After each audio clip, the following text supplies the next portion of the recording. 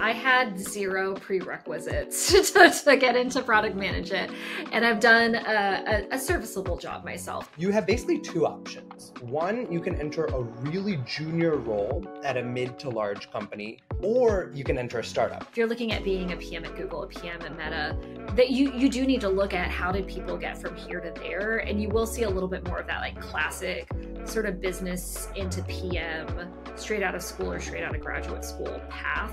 Yo, if you want to break into tech, you should at least minor in CS. So he completed the minor in 1 year. I think he did like the second summer semester in order to do it, but he landed a job at Uber as a PM after that. I think in about 5 years, you're like definitely going to have to be much more technical than the average PM is right now to stay competitive in what I think is an evolving role.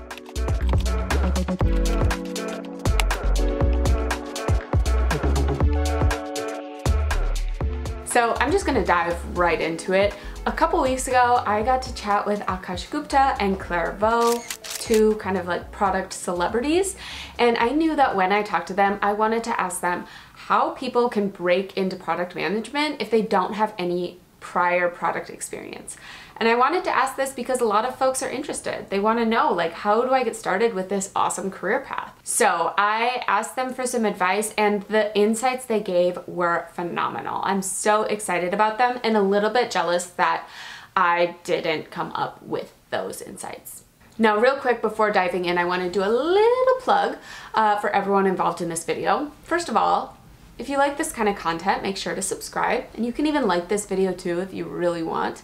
Maybe leave a comment, you know, whatever floats your boat. Also, be sure to check out the ChatPRD YouTube channel, which has a lot of good product-focused videos, and you get to learn a lot about Claire Vo, who is just like an inspiration for a lot of people in product. Also, make sure to check out Aakash Gupta's product growth newsletter.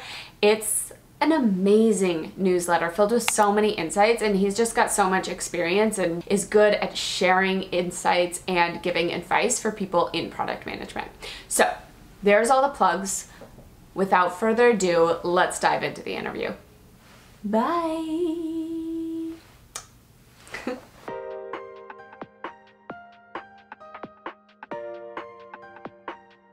Hi everyone, I am so excited because I'm here with Aakash Gupta and Claire Vo.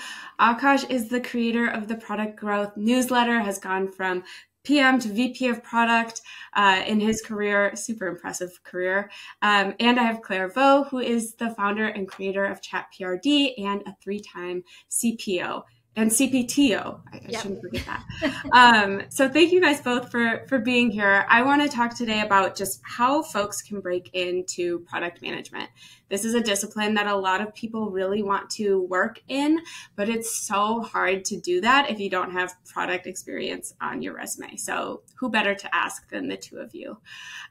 So the first thing I'd love to know is just, in your opinions, are there any prerequisites that folks need to have in order to become a product manager?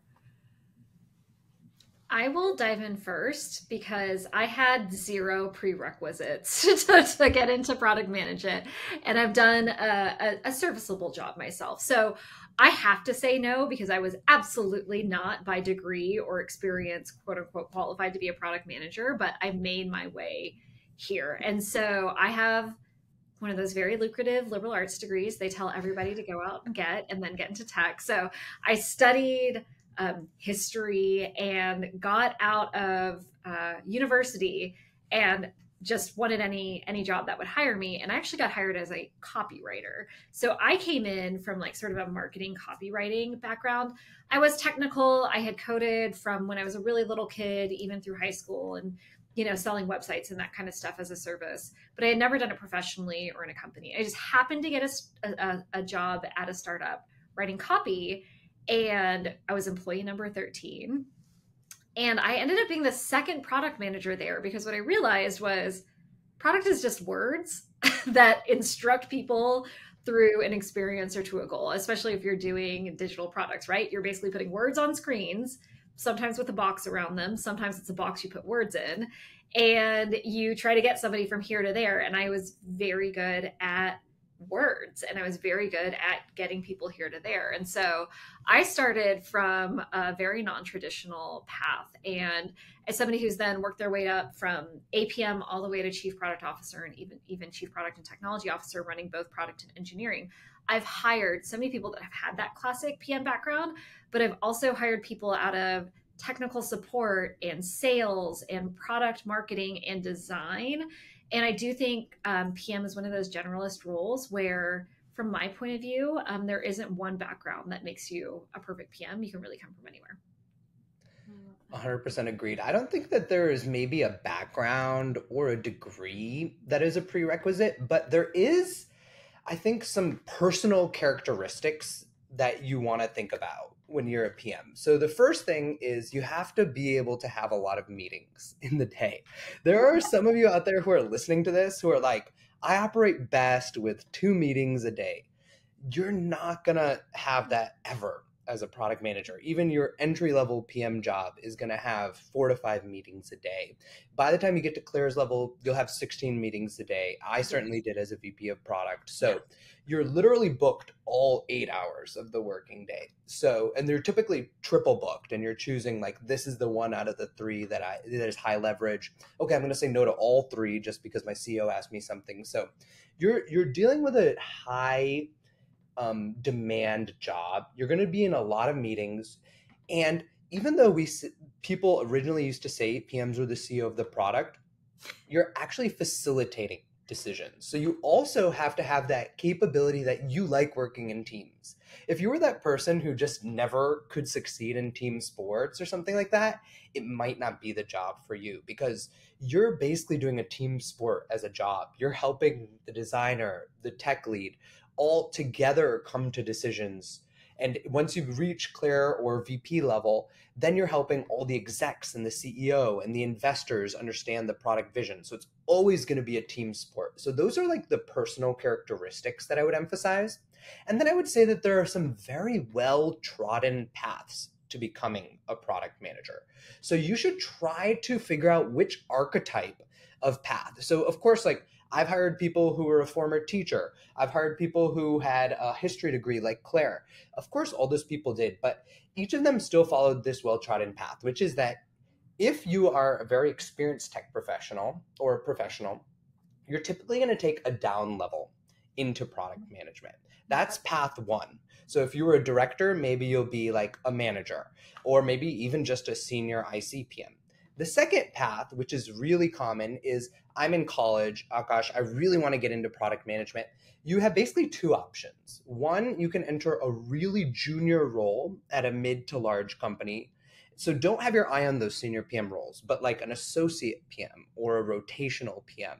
Or you can enter a startup, which is how I broke in. So I broke in with the regular title product manager, but I broke into a company with 16 people. So those are really like the most well-trodden paths. And if you look at those people who do have work experience, the vast majority of them are doing so at a company that they already work at. And so if you talk to people, it's like, I was a software engineer at this company, I started taking on more product work. I was a product marketer at this company, I started taking on more product work. So I would say those are like the well-trodden archetypes that you should try to follow in some way, shape, or form.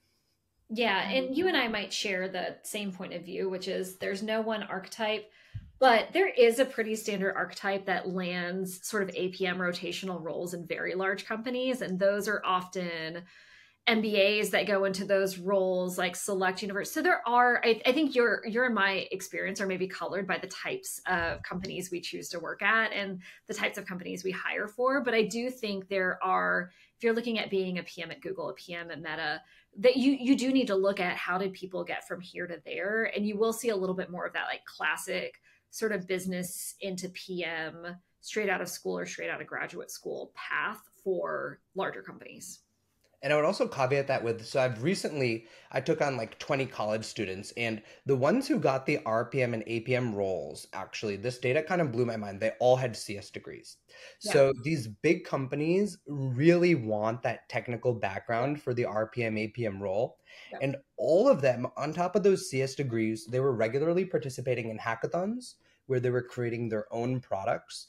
and they were taking internships where they were learning what the product management role is. So they would often, like after their freshman year, they'd take an Amazon SWE internship. They would then parlay that into junior year, a meta rotational program internship. So that way they could say, yeah, when I was a SWE at Amazon, I learned that there were these and these problems with the PRDs. There were these and these problems with involving me in the process. So that is kind of the most highly effective path. And you would be surprised. Like people think, oh, I go to Indiana University, or I go to BITS in India, or I go to, some like just top 50 university, not top 5 university.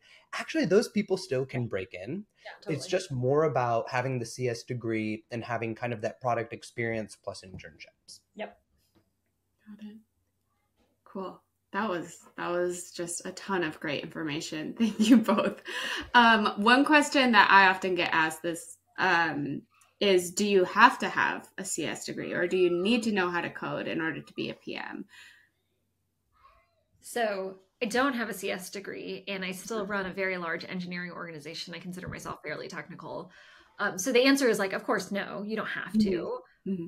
That caveated saying like, I think in about 5 years, you're like definitely going to have to be much more technical than the average PM is right now to stay competitive in what I think is an evolving role. So I have actually a strong opinion that PMs need to get more and more technical. And by more and more technical, I actually don't mean more and more computer science technical.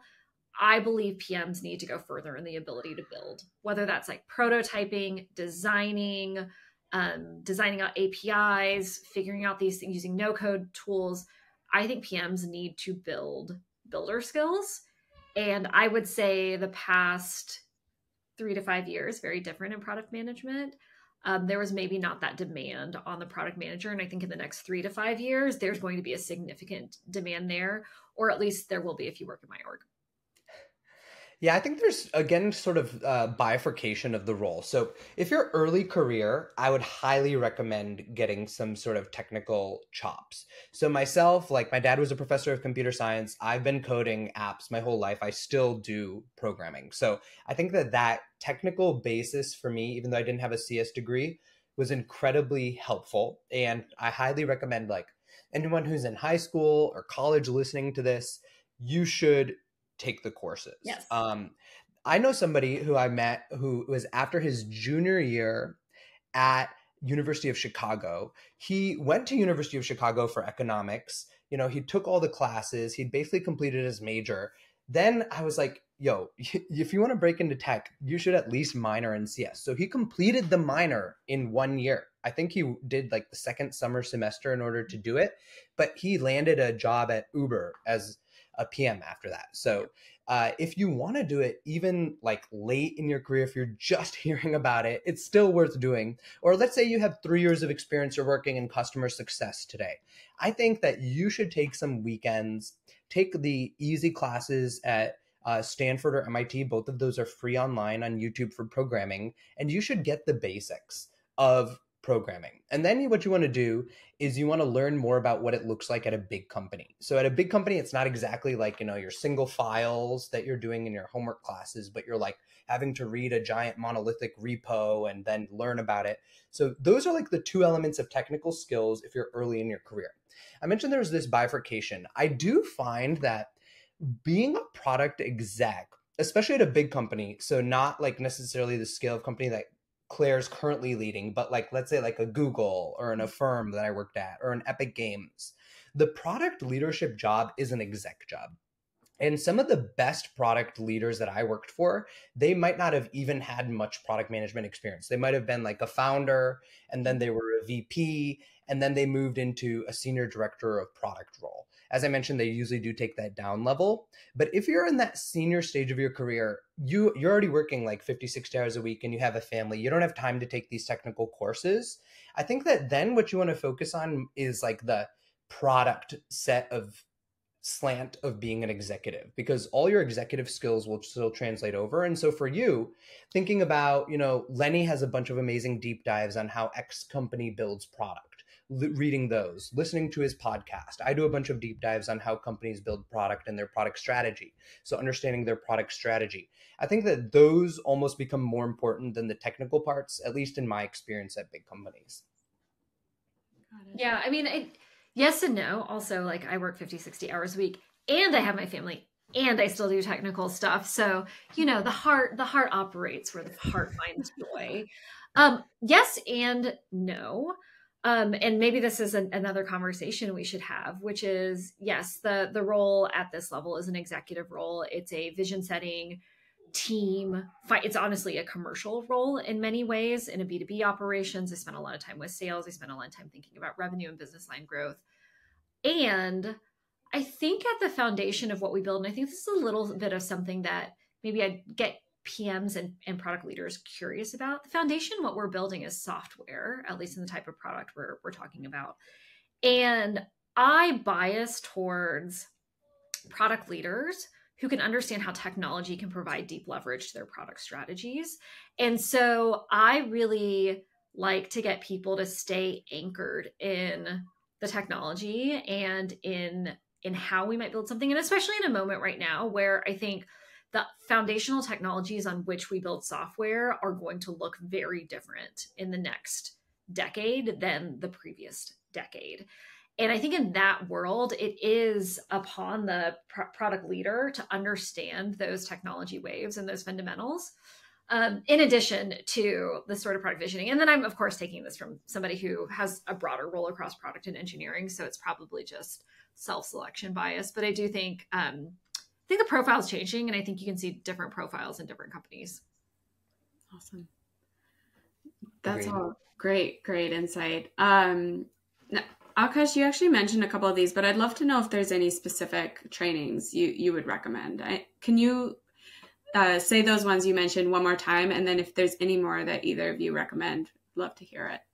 Yeah, so I think it just depends on like kind of like your age and then your skill set. So the younger you are, the more you should be thinking about these are like official things that I can officially put.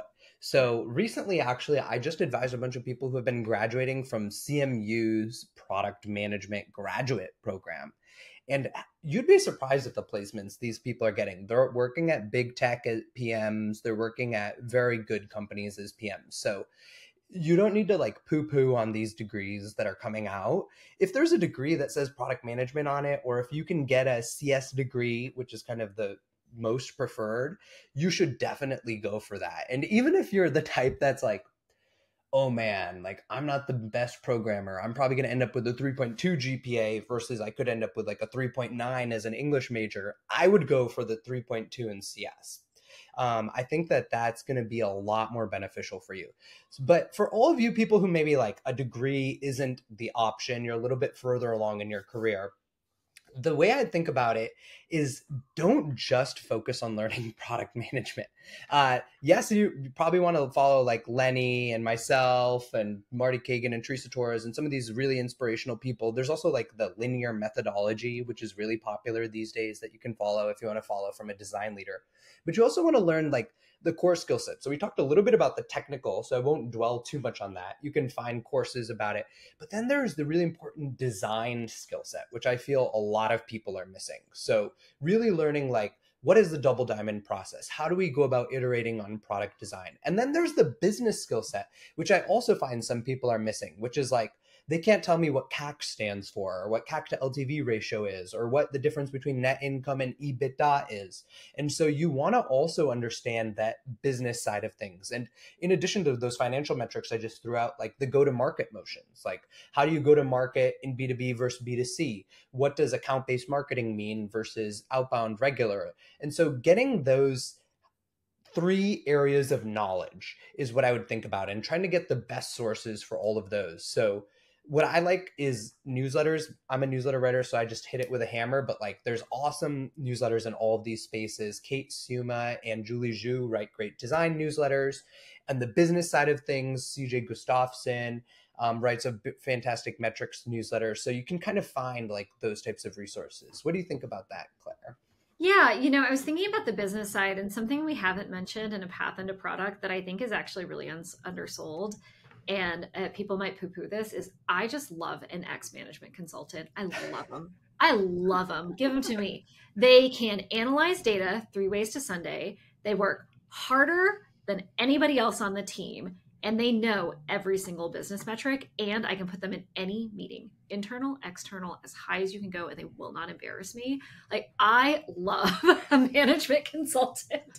So I do think like they're just, again, product has many flavors, and the things that I optimize for in product managers and product leadership may be very different than what another team optimizes for. So I think the other thing to really understand is you're trying to break into product is find product leaders that share a vision of product management that you agree with and you feel like you'll be successful under. Like, if you're I'll be really transparent. If you are like the deepest craftsperson on the face of the earth and you need to like pixel perfect everything, and you need to go in a room and you need to like aspire, like Claire Vo's house of fast-paced product innovation might not be the one for you. That's fine. It's going to work really well somewhere else. It's just not going to work in the model that I'm going to run. And so I do also think there's this interesting, you need to understand yourself when you're trying to get into product. What skills do you have? What do you have to offer? Where will you fit? And where will you have really high impact? And there's such a diversity in the role, and there's such a diversity in companies that you have options there. And so I think kind of zeroing in step by step in your career on what that perfect fit is can be really powerful, especially if you want to accelerate your product career, not just get into it. Awesome. Well, this has all been fantastic advice for anyone who wants to break into product management. Thank you both so much for taking the time to share your insights. Yeah, thank you. Thank you.